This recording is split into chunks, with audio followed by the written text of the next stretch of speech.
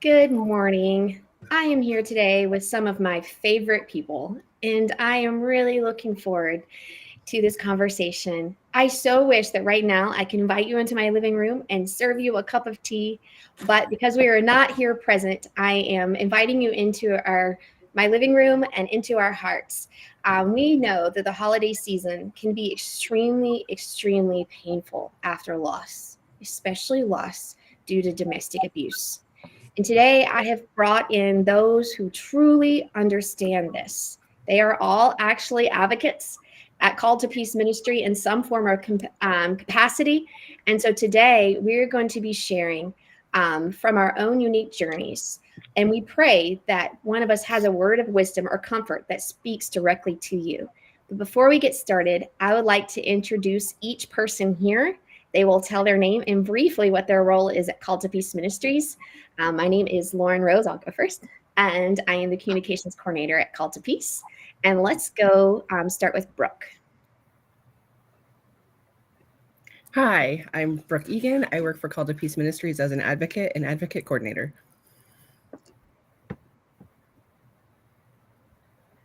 Hi, I'm Dana DeVane Webster. I am the support group coordinator and also an advocate here at Call to Peace Ministries. Hi, my name is Naomi Jubilee, and I'm an advocate, and I'm the intake coordinator here. Hello, I'm Porscha Green. I am the advocate and advocate coordinator with Call to Peace Ministries. Hey, I'm Tabitha Westbrook, and I'm a licensed counselor, and I help Call to Peace by helping train our amazing advocates and also help co-facilitate our G5 group. Hi, I'm Diana Feast. I am the financial administrator for Call to Peace, and I volunteer also as an advocate and a support group leader. Hi, I'm Joy Forrest. I'm the founder and executive director of Call to Peace Ministries, and I have been an advocate for, 25, 26, 27 years. So I was the original advocate, huh? Okay. Yes, you were. And we are so grateful for you. And so today I want to also remind everybody that we are in the end of a year campaign. And our goal is to raise $125,000 to continue to expand and scale and grow our advocacy support services so that we can continue to reach out to every woman who is longing for our support. And so I want to introduce somebody once again special. That is Diana. She is our financial administrator. She just introduced herself, but I'm going to let her tell you the title today. Yeah, we're so excited to update you on this total. I'm so grateful for every donation, every penny that has come in, every penny helps. And we've had a couple key friends you're all our key friends, but we've had a couple of key friends for the ministry who have ensured that we reach that current $30,000 match. And so we're so grateful for that. So I'm glad to announce to you that right now our total is $83,613. So we have a little bit more to go, but thank you for everybody for your efforts. And we are so glad to see how God is moving. So thank you so much. That's including the match, right? Oh. Yes, correct. Yes, we have met our $30,000 matching grant. So we are so grateful for that. If everybody could please put your microphone on mute, and then when we put you up here, we will go back live. That way there is no static. So I hope everybody has grabbed a cup of tea and you are picturing yourself in our living room, and we are sitting here with you, and we want to sit with you in your suffering today. And we hope that we speak life, hope, and peace to you from the comfort that Christ has given us from our own losses. So how have all of you, let's begin this conversation with this deep question, processed through facing a deep loss that is magnified through the holiday season? And I'm going to let Brooke begin on this. Thanks, Lauren. So I would say lots of loss.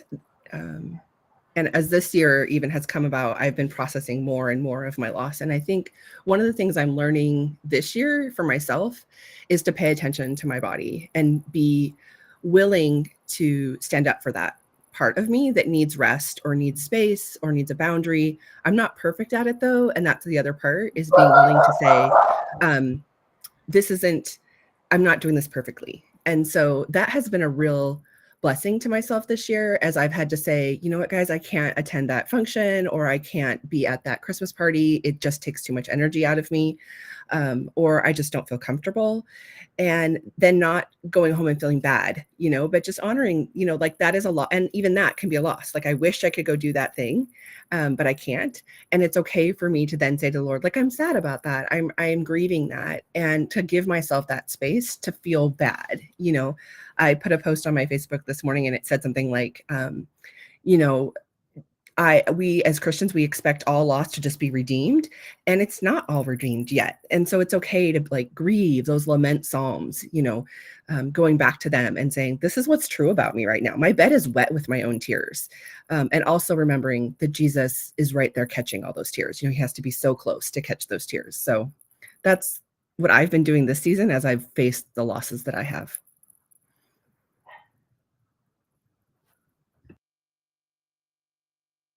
All right, I had a feeling you would go to me next, but I would like to echo what Brooke said. I think it's very important to be in tune with yourself and what you're experiencing during the season, not just during the season, but in our lives in general. I think it's so important that we're aware of what we're feeling. Take that time out to understand you and where you are in your relationship, in your walk with Christ, because it's going to be that um, thing that kind of saves you in a sense, from yourself and from others. And when I say that, it's a sense of just having an understanding of where you are genuinely and what you're capable and not capable of doing, and being honest with yourself. And then finding those people that are your safe people. Having those conversations with them during this time of year, finding people who will pour into you, that genuinely connect to you, not, just during this year, time of the year, but any day of the year. Just people that, your community. That's why we promote community so much here with Call to Peace, because it's important. Every day of your life, you need to be connected to a community that loves you and supports you and can see you. It's amazing. It's a beautiful thing when you are seen by your community, and they can look at you and say, hey, I know something is not right with you right now. Let me love on you, or let me do something for you. I know sometimes, and when you've experienced trauma, it's hard to trust, but trusting, having someone that sees you and say, hey, let me cook a meal for you. Hey, come over. It's just going to be me and my kids, come spend some time with us. And those are the key things that you'll discover during this time of year, especially when you're grieving, is that there are going to be people who see you, and it's okay to allow them to love on you during this time.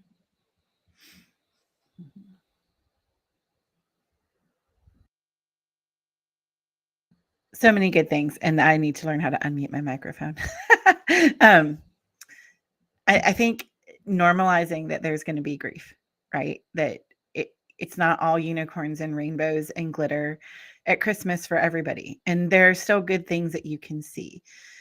I would say that, a lot of things that help me and have helped my clients are gratitude, finding the little things that you can be thankful for.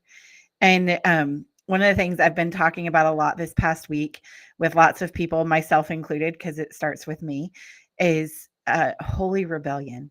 And that's really rebelling against the darkness. It could be as simple as putting up a tree when you don't feel like putting up a tree, even if it's a small tree. Like my tree is 2 feet tall. It's teeny tiny, but it's there, right? And, maybe hanging up Christmas cards you've gotten, if you've gotten some, or going and buying yourself a Christmas card and filling it out for you. Like, man, thank you, Jesus, that I am here. Even though there's some hard days and hard parts, I'm still here, and darkness has not overcome. And I think those are things that can help with the grief and just knowing the grief is there, right? Like what we resist persists. So if we're pushing against grief and saying, like, it's not really happening, I'm not there, that we're just going to be having it feel worse because our bodies and minds are going to say, but no, it is. And it's okay that it's there. It's okay that you feel it. And God condescended down to be with us in darkness, to be the light that we needed. And we can hold on to that in the really hard moments. And honestly, sometimes looking at twinkle lights, if you take your cup of hot chocolate and drive around your neighborhood or go for a walk, then you can just be reminded of the light coming into the darkness. And I mean, like with the advent of LED lights, like they're real bright in the darkness. So, that's something to just kind of think about and focus on.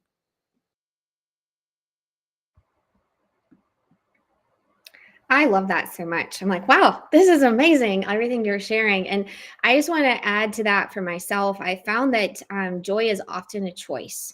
And even when things are really hard inside, you feel very stuck into it. And I know for me, just saying, I'm going to choose joy today, even when it's hard. And that means that I'm going to choose to do something that I know brings me joy in this. And so that may be for me, even though I may not feel like it, inviting over another single mom, taking my daughter out to look at Christmas lights, or I don't know. I'm trying to think through all the things that we do, like baking gingerbread cookies or whatever it is that gives me joy and allows me to step outside this moment. Even if I don't feel it, I can start with the action, and a lot of times my emotions will begin to follow it, and I'll begin to feel the joy and experience the delight of the season, even when it's hard. And I have found that very helpful to know that it's okay if you don't feel like it, but go for it anyway. And you may find that your emotions follow you in that.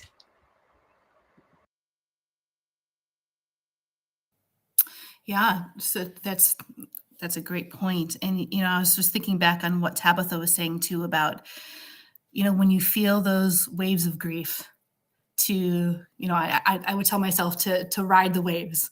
If you fight that, it's going to keep coming back until you recognize and you allow your body to recognize that you are grieving and that there are things to lament, losses to lament.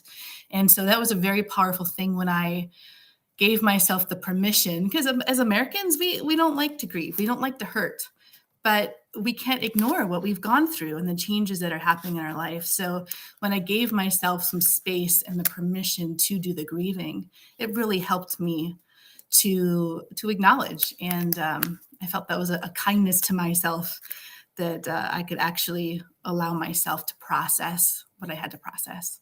And then also, and we might get into this more later, it was so helpful to not try to stick with the same routines that I couldn't stick with.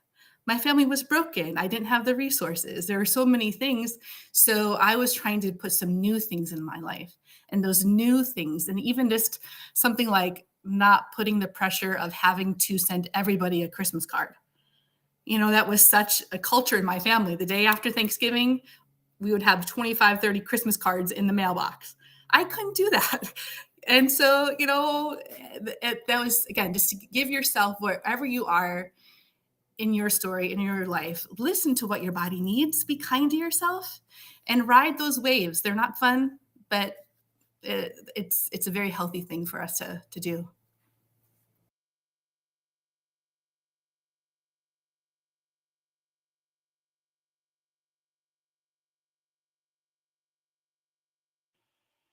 Mute Joy.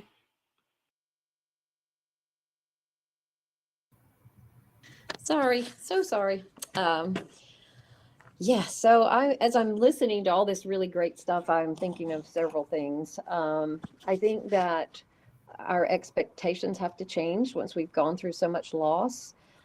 We can't, just like Diana said, we can't expect the holidays to be the same. And I even remember now, because I'm much, much older than I was when I came out of abuse. And I really thought that things needed to be a certain way. And so to be able to let go of my expectations. What if I wasn't allowed to have my kids on Christmas Day? That would be very grievous, right? And so having to share my kids with my abuser on Christmas Day, those kinds of things are very can be very sorrowful and again, grievous. But when we realize that Christmas is just a day, it's probably not Jesus's real birthday.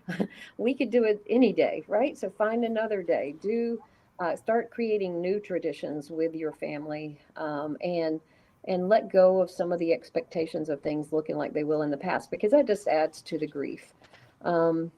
In my own life, I had to learn that I think, like Tabitha talked about, gratitude had to become a part of my grief process. So first I would pour out my grief. I would tell the Lord how sad I was. I mean, I did a lot of journaling on a lot of holidays because they were really painful. And I remember one of them saying, I just wish I could leave this world forever, one of the very first years coming out. But as I poured my heart out to him, I also ended it by reminding myself of his faithfulness, his goodness, and his promises that I hadn't seen come to fruition. Like, you say you're going to use this for my good somehow, Lord. I don't know how, but I'm going to trust you for that. You say that you have a hope and a future for me. I don't see it, but I'm going to trust you for that.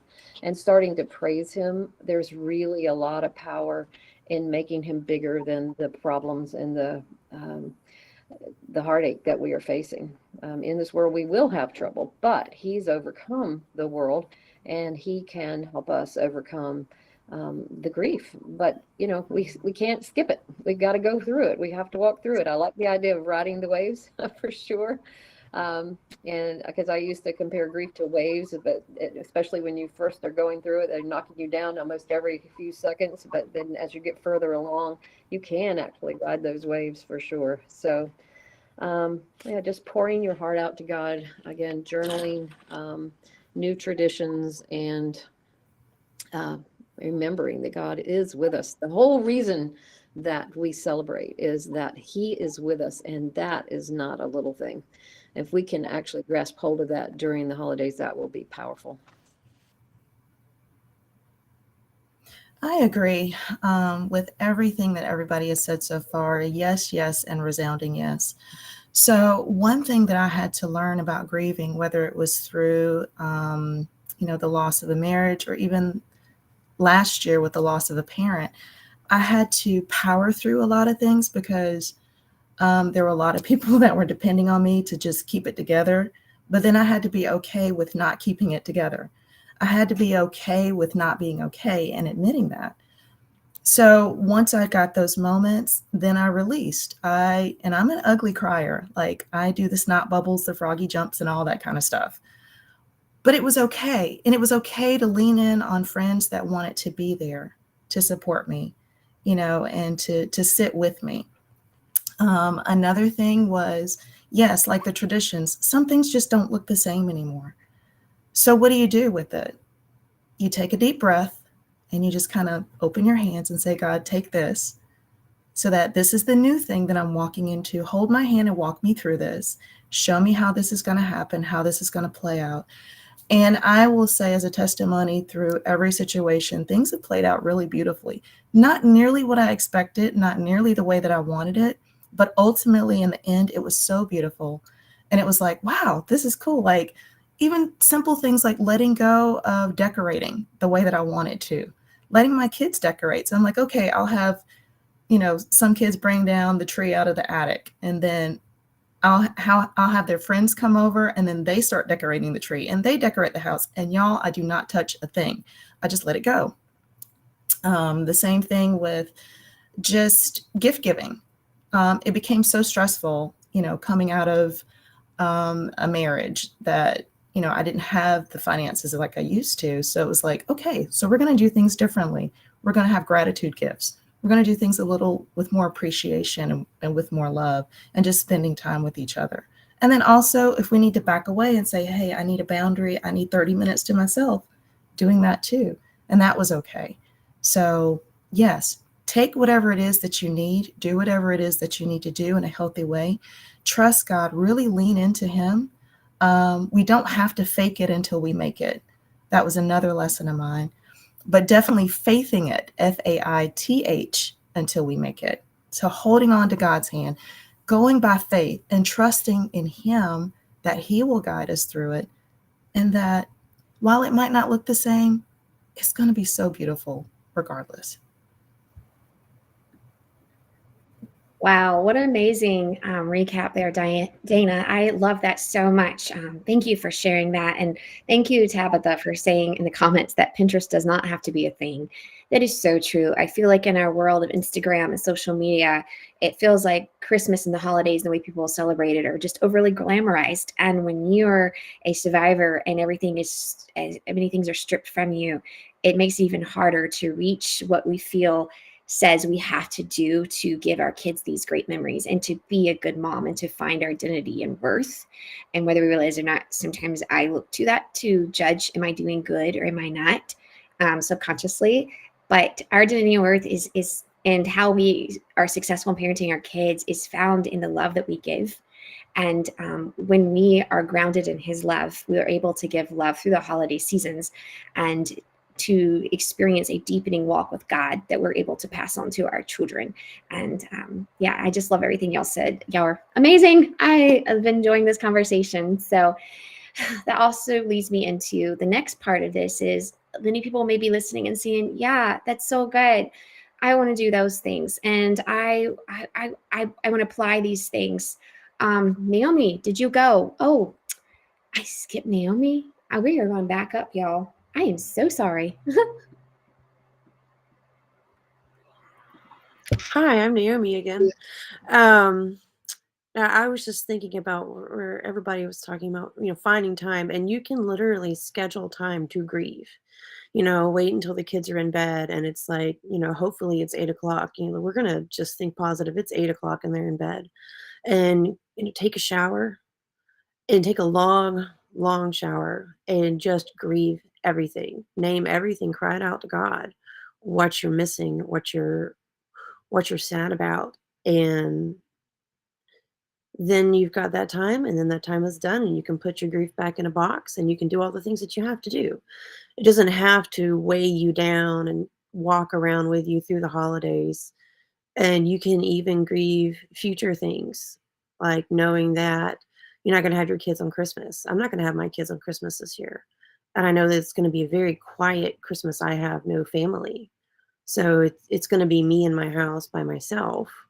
But instead of thinking about the absence of my children, because they're going to be back in a couple days, I'm going to focus on the presence of God in the silence and have it be a special day.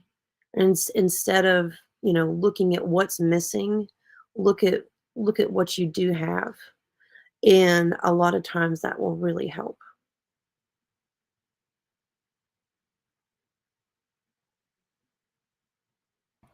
That was amazing, Naomi. Thank you for sharing. Sorry, I skipped over you. We cannot skip over your wisdom that you had to offer. I apologize. And so, yes, and we have talked about a lot of things, and I hope that all of you are being able to feel like, wow, these are great ways of things that I can implement in my own life. I know a lot of y'all may be thinking too, well, how do we deal with the triggers? And I feel like the holidays brings out so much unknown emotions that arise as we remember past things, or certain situations of not being able to provide gifts may trigger a deeper emotion of feeling trapped or different things along those lines. And you find yourself grieving over something that's very small. And I know that can be so hard as a survivor, as you're trying to understand these triggers and what's causing this and where this is coming from. So let's talk a little bit about this. How have y'all found comfort and wisdom and release and peace when the holidays bring unexpected triggers and you find yourself crying out of nowhere and feeling really sad over something that's stemming underneath, or maybe it's interactions with your ex or your family and it just hurts way more than the normal?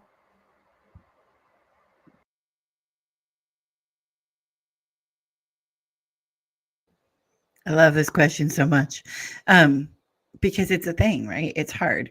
First of all, what I will say is don't be afraid of triggers. I think that sometimes we get super fearful of the what if this happens piece, and we don't have to fear them. First of all, I just want to remind you that you have survived everything so far. As of today, you have survived 100% of your worst days. And you're still here. So I just want to affirm that you are already stronger than you think you are, even on the days that you feel the most weak. And that God reminds us that when we are weak, he is strong, and that, we can rest because of his power in us. And I don't mean that in any kind of minimizing way at all. I just want to remind you that, triggers don't have to take you down, right? They may lay you out for a little bit, but they don't have to take you down. And so I just don't want you to fear them. But when they do happen, there are things that you can do and places that you can take it that can be super, super helpful.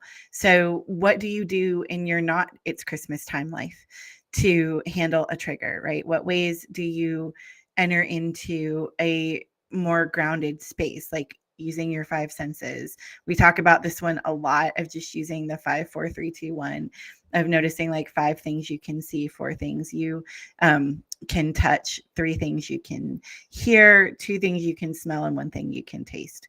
And doing that and going nice and slow can really help you kind of come back into yourself. Knowing that triggers don't last forever, even though they are not a good time, that can be really helpful, that like, I'm not going to be like this forever. And that is a lie that I think the enemy tells us frequently, is this is the way it is forever and always. And as somebody who is down the road of healing a good ways at this point from my own story, that it isn't like this forever. Things will be different, and they can be good. And, so not listening to that lie and getting that, stuck in your own heart, right? And this is a place where sometimes, again, community really helps us in healing, where we're like, I just need to say this out loud to somebody who's not in my head with me. And so you call up a friend who gets it, and you're like, I just feel like it's going to be this way forever. And they remind you that it's not. And so sometimes I just need to hear my own self from friends outside of my own head that no, it isn't like this forever, and that you can survive the triggers, and that there are things that we can do to help our bodies, minds, and souls calm down and rest and come into a place of rest. And even though I'm speaking as if it is simple, I do know that it is not easy. And so I do want to just also notice that. But both things can be true. They are possible and also not easy. So just really kind of not being afraid of them, getting back into the present moment. I think we've talked about a lot of really good things about what is good around you. You may not have your kids on a given day, but also, maybe there's that quiet time is a good time to take a nap. Like I know as a single mom, that was a beautiful gift, was opportunities for a nap, and that's okay. So doing what can bring you rest and little pockets of joy in this process.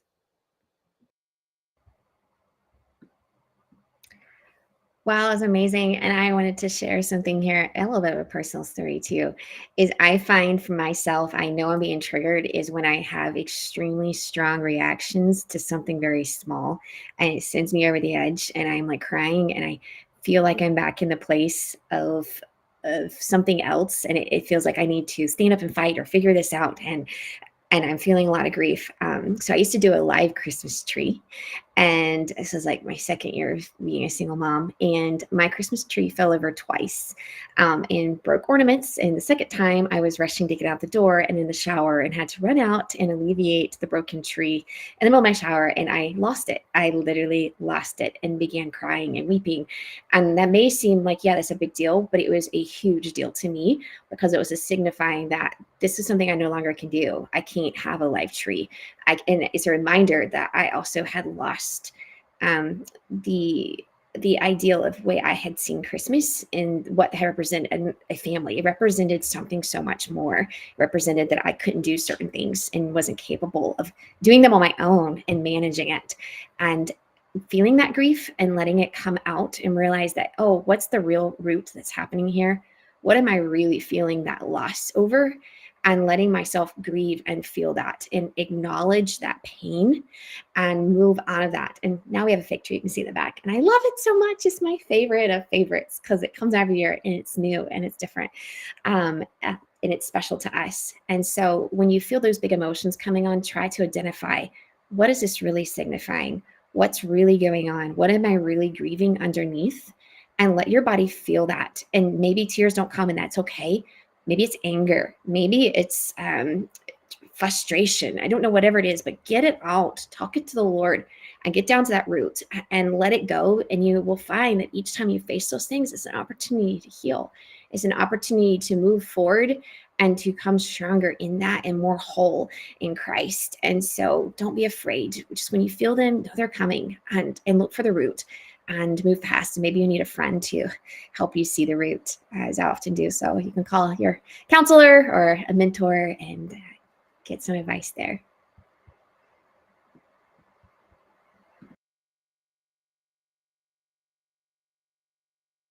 I got it faster that time.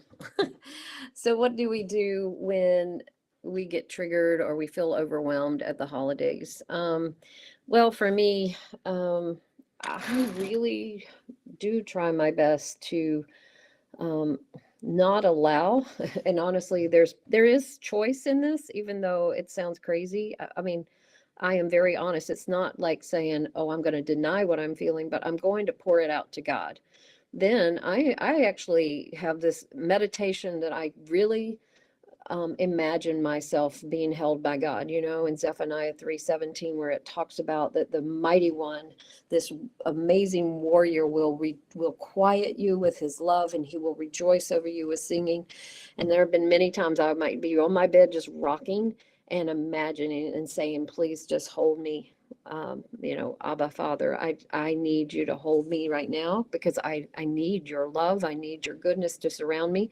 I will turn on worship music, trying to remind myself of the good. Because sometimes when there's just so many bad things happening around, we can't see it.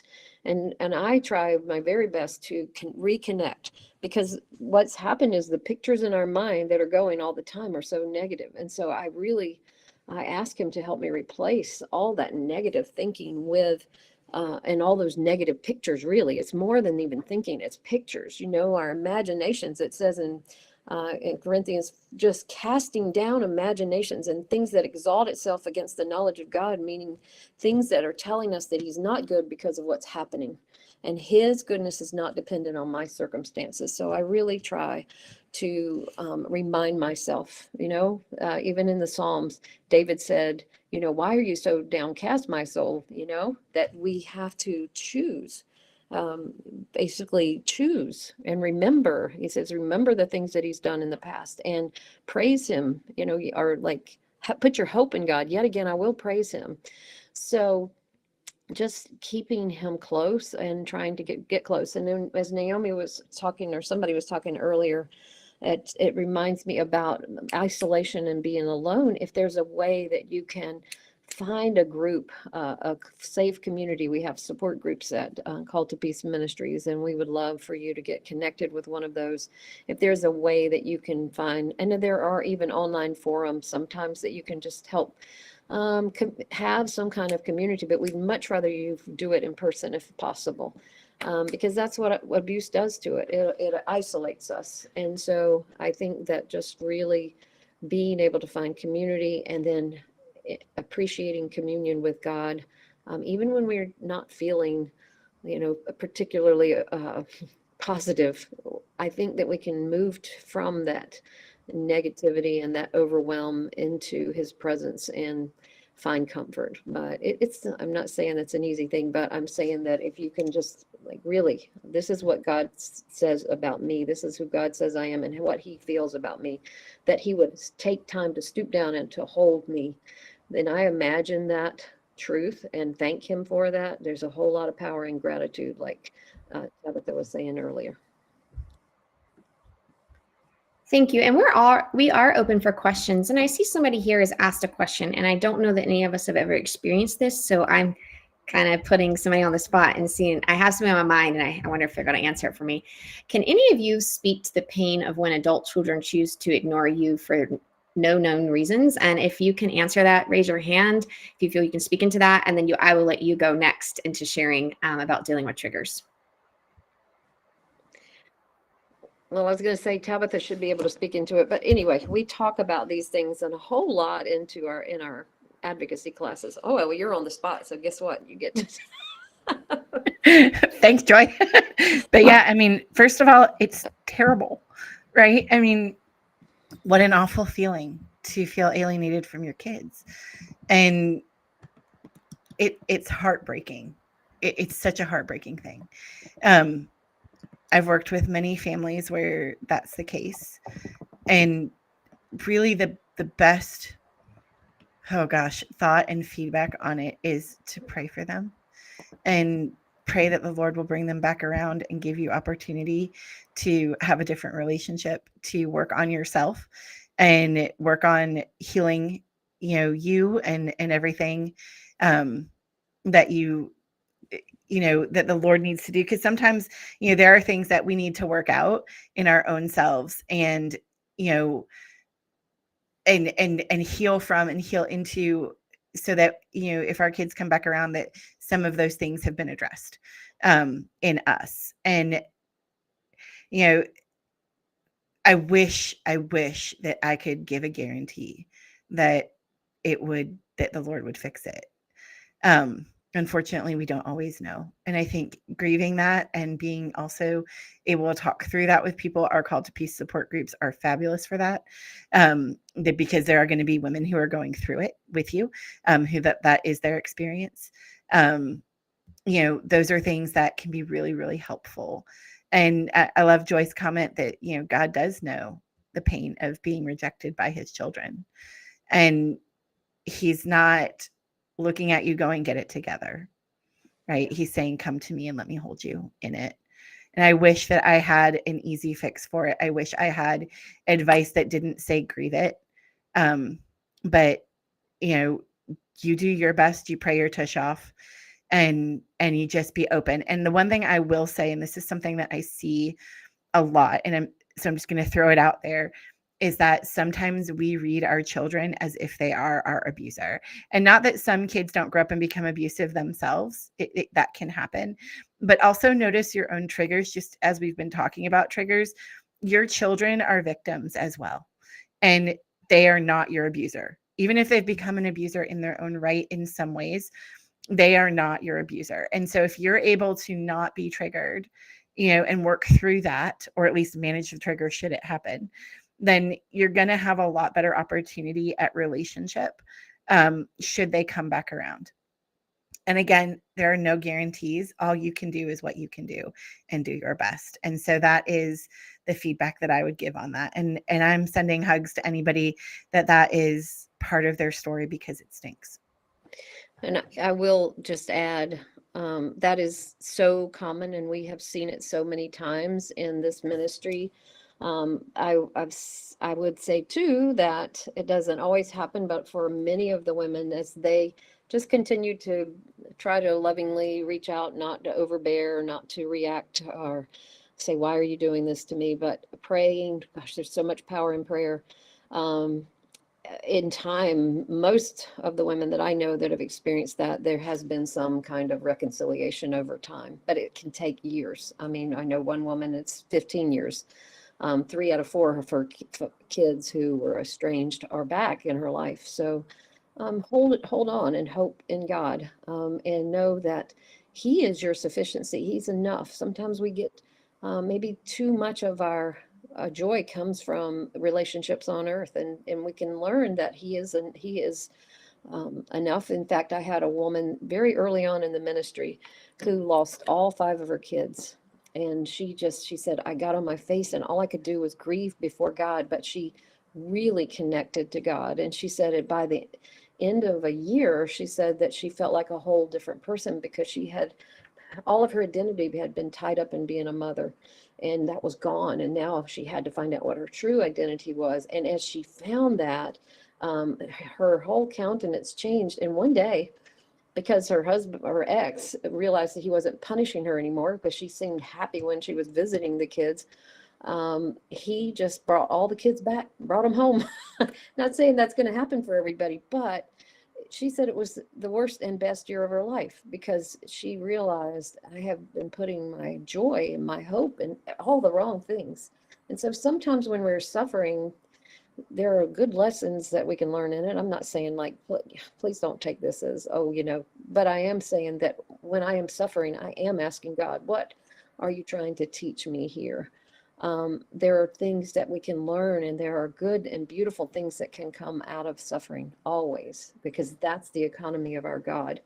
He brought good, extreme good, out of his very own suffering. Thank you. And so everybody understands, if you have any questions, please feel free to ask. And so we've kind of gone off from the subject. Want to bring everybody back that we are still talking about triggers and grief and emotions that come out of nowhere in the holiday seasons, and how we find comfort and move forward through those grief and triggers. And so we're going to continue on with that thought process. And if you have any more questions, please let us know. We are happy to address them as we're going about the live.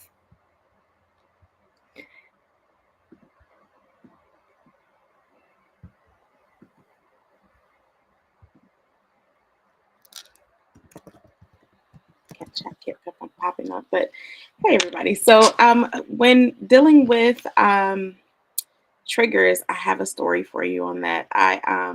Ironically, this is why I said it's so important to know yourself and your body and what you're feeling, because ironically, this past Friday I was getting ready to go to an event, and I had a triggered memory. And it, like, I think Tabitha mentions that the triggers never go anywhere, and she's right. Like the triggers, like they keep happening. Is just what we decide to do with them. I had a triggered memory where I exposed my abuser probably like 25 plus years ago, and it happened on Christmas Eve. And I was thinking about the holidays when this memory came up randomly, but I told my mom about this on Christmas Eve, and I just randomly had this this thought, and I was just like, why am I feeling this? And it may have been because I was thinking about the holidays, and then I was just thinking about relaxing, being by myself, and just really focusing on what I needed this holiday season, and not so much of what everyone else needed from me. But in me resting in that idea, I believe that trigger came up. But I made a decision. Like, I think Joy made mention of the scripture of casting down every imagination and every high thing that exalts itself against the knowledge of God. And you bring that into captivity. And that's what I literally have learned to do over the years, is to literally take that thought into captive, and to truly understand what that thought is, and how and how to respond to it, and how to deal with it. And I took it into captivity, but I also I looked at it from a different perspective. I looked at the fact, like, man, 25 plus years ago, I exposed my abuser, and now look where I am today.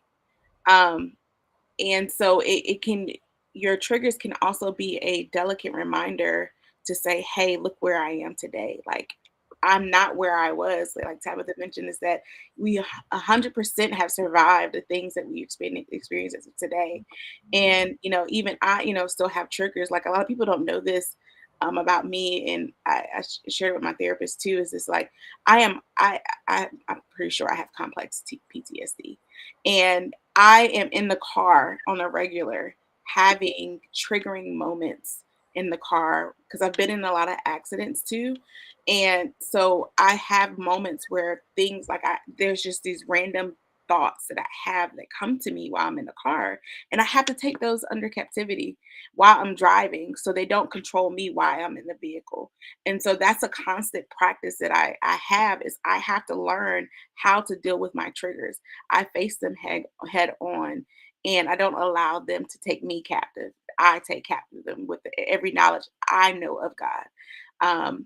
And so, yeah, so triggers, they rarely go away. They just, and they show up in random moments, and we just have to learn how to take them into captivity, and so they don't captivate us.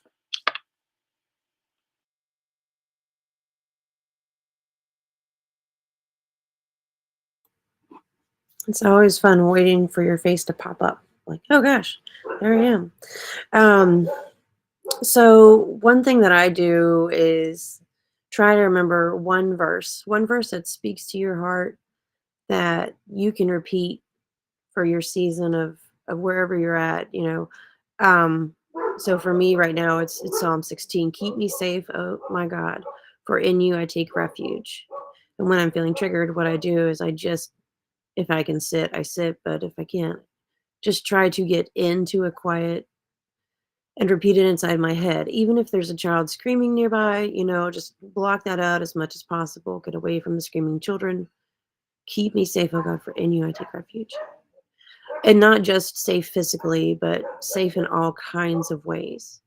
And as you repeat that verse, I would invite everybody here to just put in the chat, if you can, a verse that speaks to you so that people can have some different examples. But taking that and repeating it,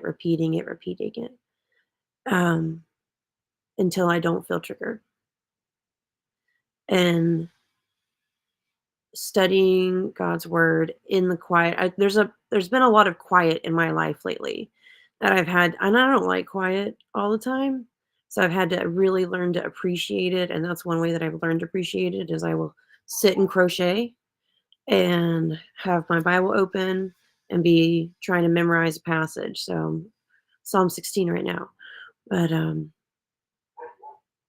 yeah, that's what I would say is pick a verse and let that be your verse for this season.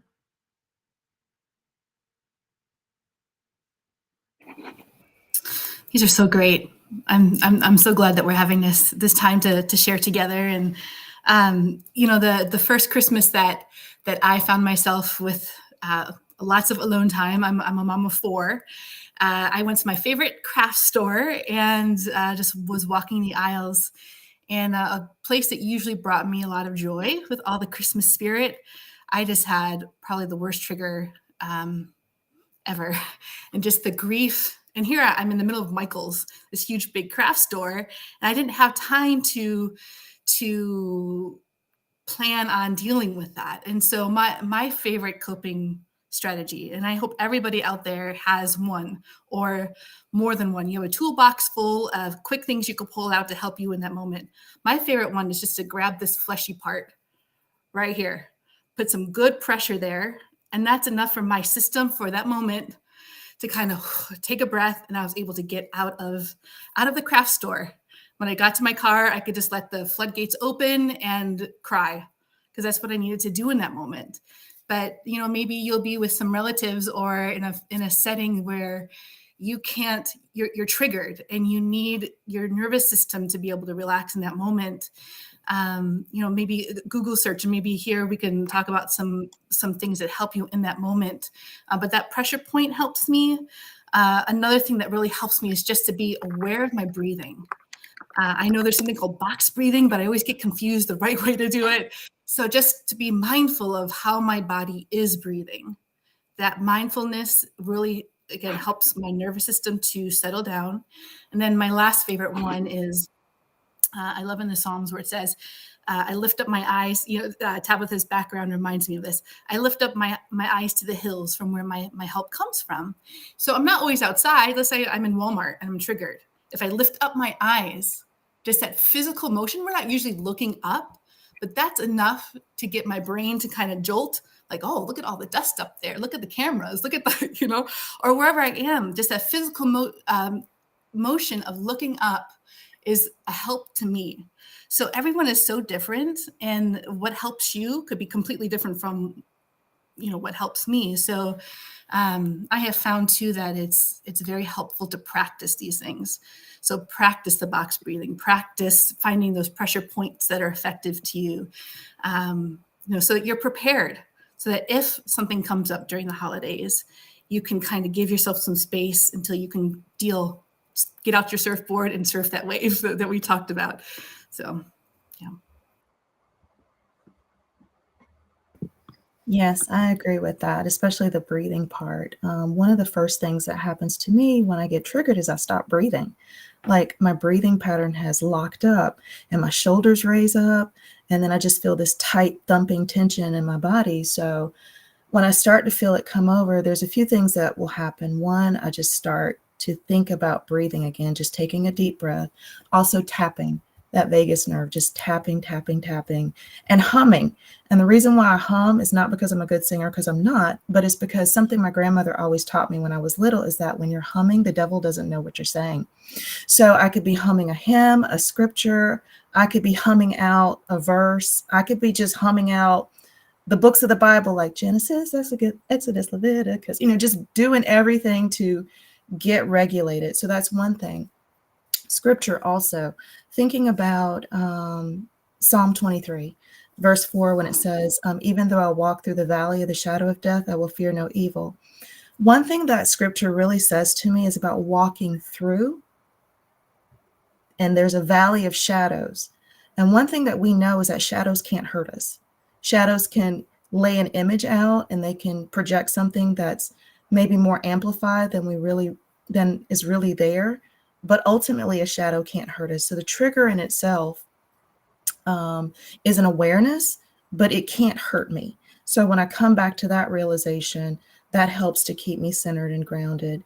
And then also pausing and thinking, okay, what is it that's really upsetting me? Is it really this thing that's upsetting me? Or is it that maybe I just didn't have a snack today? Maybe I didn't have my cup of tea to get me started. It's those little things to be aware of. Like, what am I out of my regular routine that now this big thing seems more amplified than it really should be? And lastly is the image of, as a parent, as a mother who has had toddlers, now I have teenagers, but I would see when my children would get upset about something.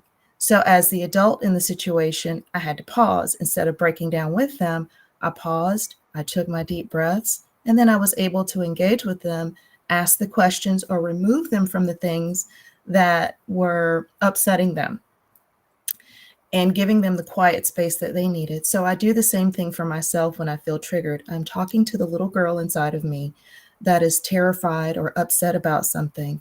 And I'm like, girl, speaking to my little self and bringing that to God too. So even imagining myself crawling, like Joy said, crawling into the lap of Jesus and being hugged. So letting those things fall, and it takes practice. It's not something that you're going to learn overnight. Be patient and kind with yourself as you figure out what that thing is for you when you start to feel the waves of the trigger come. But continue to push through it, like continue to work through it, do the work so that you can identify it, but do the work so that you can be stronger, so that when it comes, it doesn't overpower you and it doesn't take you out. And then also leaning on other friends, true and tried and true trusted people that may be a little bit more spiritually mature, and say, hey, I need you to talk me off this ledge right now, because this is the thing that I'm feeling. Help me to identify what this thing is, or your counselor or whomever it is that is walking alongside of you. So those are just my tips and tricks.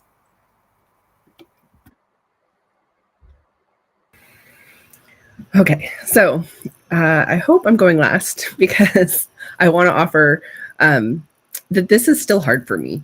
Like, I've been out 5 or 6 years, but I have a lifetime of trauma and pain under my belt. And I just want to identify too that this is, like, I learned a lot just listening to these lovely ladies. Practicing is one of the things I'm not good at. And honestly, disassociation is my go-to coping mechanism. So if I'm feeling, Lord's waving right, if I'm feeling panic, I just, nope, we're not doing this. And I just check out. That is not terribly healthy, but I will say, like, that's part of why I've had to really wrestle through and learn these things the hard way.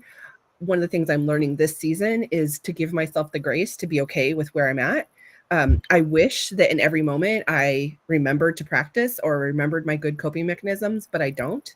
And I love to hear Joy talk about it because it reminds me. But what I used to do with what Joy said was I would feel guilty. I would pile the shame on me. Oh, if only I could be more like Joy. If only I would do these things. Oh my gosh. And what I've learned this season is to say, what part of what I love about what Joy's doing, can I start to implement for myself, and realize that it's baby steps, that I'm not going to be Joy. I'm not even supposed to be Joy. Or I'm not supposed to be Dana or Porscha or Tabitha. I'm supposed to be Brooke, and Brooke does this in a unique way, and she has her own unique things that she's struggling with. And give myself the grace to say, this is who I am and this is where I'm at. And then I have friends, this is part of my healing process too, is to be able to surround myself with friends who get that about me, because my family doesn't get that. My longtime people in my life, they don't get that. They're very much like, I learned disassociation for a reason. It's pull yourself up by your bootstraps. What emotions? We're great. And but when I call Porscha and say, I'm having a bad day, she's like, yep, those days happen. Yep. And that has been so comforting to me and so freeing and so validating, because I've realized, like, it's not that, my family is amazing. They've got lots of good things about them. They maybe don't process the world the way I do. And I needed people who were like, yeah, hurt sucks. And you know what? It's okay to feel the way you feel. And I'm here for you when you have those hard emotions. And that has been really validating, because my whole life it was like, oh, well, you're just too sensitive. And so I'm just learning to be like, yeah, that happened. And oh, darn it, I disassociated in that moment. Now I'm dealing with the aftermath of it. But I'm going to call a friend and we're going to have this conversation about how I'm disappointed with myself, and then give myself that grace and think, what did Joy say she did? Oh, did she turn music on? Okay, I'm going to turn some music on, imagine myself sitting in God's lap, and let's just see, and just believe that other believers have gone through this process and that things work for them. And so I'm not too hard of a case, right? So I just want to encourage you, brothers and sisters, that this isn't easy, and for some of us, we beat ourselves over the head with the right thing or what the godly thing if somebody else is doing. And I want to invite you and encourage you to not do that this year, to just love yourself and be okay, because God is okay with you. And he doesn't need you to get any of this right this second, but he is inviting you to imagine a world in which it's different, and how in one little way can he comfort you, and will you let him in? Thank you, Brooke. You so beautifully close that out. And I heard you mention something about crawling into God's lap, and when we are feeling overwhelmed. And sometimes that can feel like, how do we do that? And so I thought of Tabitha, and I was going to let her share a little bit with us about what does it look like to crawl in God's lap. And we will end with that. So I'm going to tell a story about a recent church service that I was in. I was having a day. It was a day. And I stumbled into our Wednesday night service, an absolute hot mess, just a lot of times how I show up Wednesday nights. And it was just a really bad day. And we were in worship and I was just crying.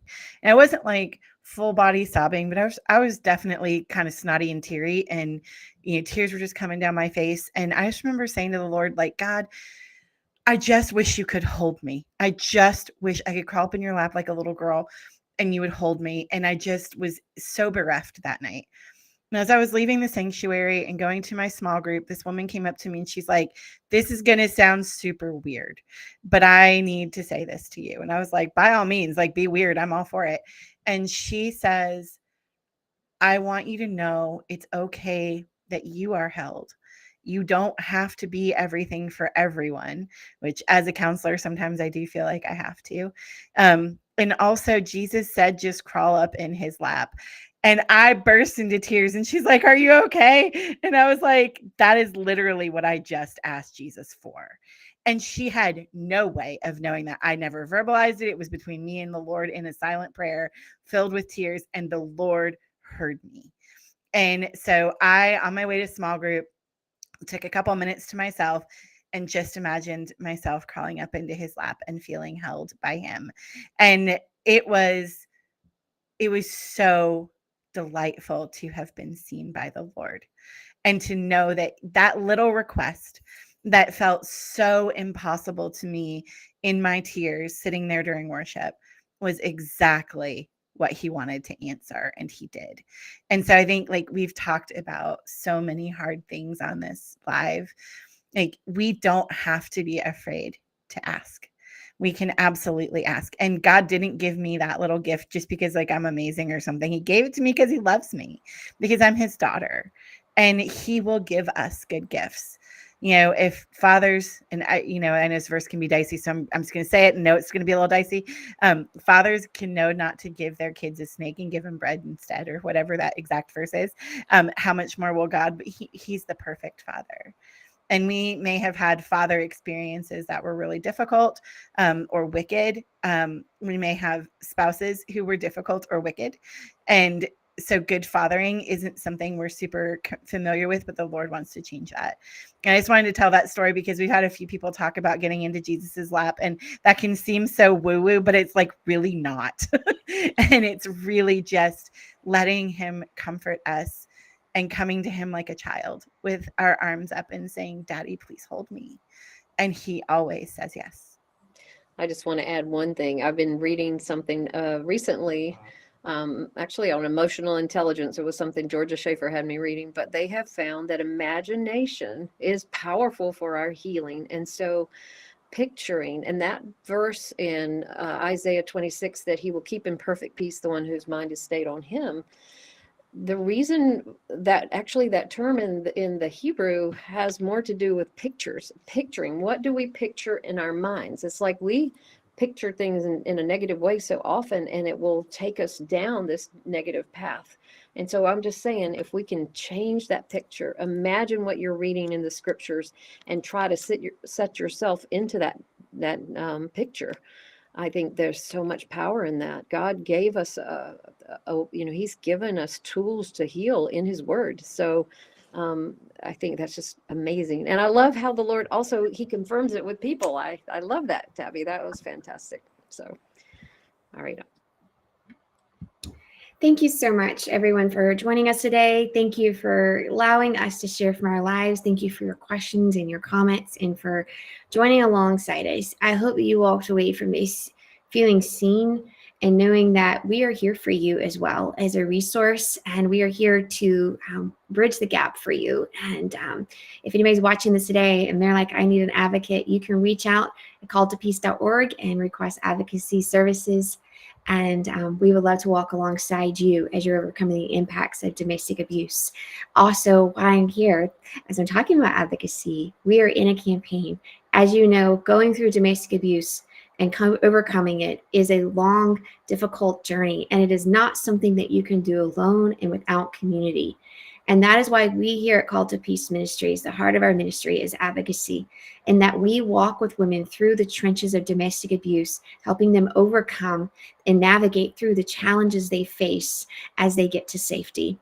And part of that is we have had an influx of women reaching out, and we have had women on wait lists for the past 3 years. And so we are growing and scaling our advocacy support services to continue to serve every woman who's reaching out to us.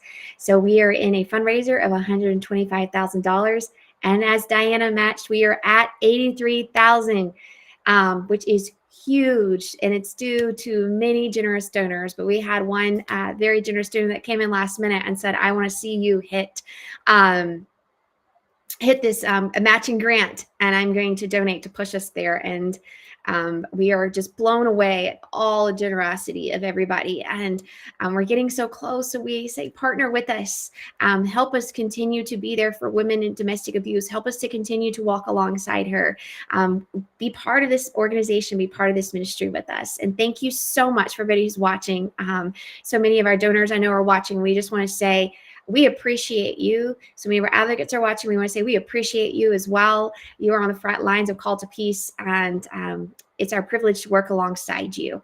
Thank you so much, and a very Merry Christmas to each and every one of you. We are praying for you, and we are cheering for you, and we believe that God has good things for you.